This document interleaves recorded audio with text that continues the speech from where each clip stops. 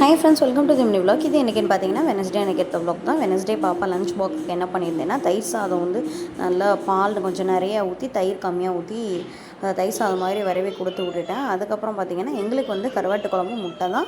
வெனஸ்டேனாலே முட்டை கருவாடுன்னு ஏதாவது ஒன்று கண்டிப்பாக இருந்தே ஆகணும் எங்கள் வீட்டில், வெனஸ்டே மட்டும்.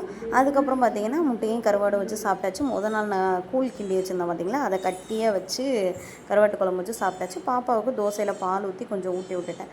பாப்பாவுக்கு வந்து கொஞ்சம் பார்த்திங்கன்னா வயிறு அப்செட்டாக இருந்துச்சு. ஸோ அதனால தான் அவளுக்கு தயிர் சாதம் சேவும் கொஞ்சோண்டு வச்சு கொடுத்து விட்டேன். முட்டை கருவாடுன்னு எதுவும் கொடுக்கல இந்த தடவை. இல்லைன்னா அவளும் நல்லா சாப்பிடுவாள். அவளுக்கும் கருவாடுனா ரொம்ப பிடிக்கும். ஊர்லேருந்தே நான் கருவாடுலாம் வாங்கிட்டு வந்துடுவேன். எனக்கு இங்கே அந்தளவுக்கு வாங்கி பழக்கம் இல்லாதனால நான் ஊர்லேருந்தே வாங்கிட்டு வந்துடுவேன். ஈவினிங் பார்த்திங்கன்னா எப்போயும் போல் பால் ஆற்றி கொடுத்துட்டு ஸ்நாக்ஸ் எல்லாம் போட்டு கொடுத்து சாப்பிட்டு நைட்டுக்கு பொங்கல், வடை, சாம்பார், சட்னி வச்சு சூப்பராக டின்னர் முடிச்சாச்சு.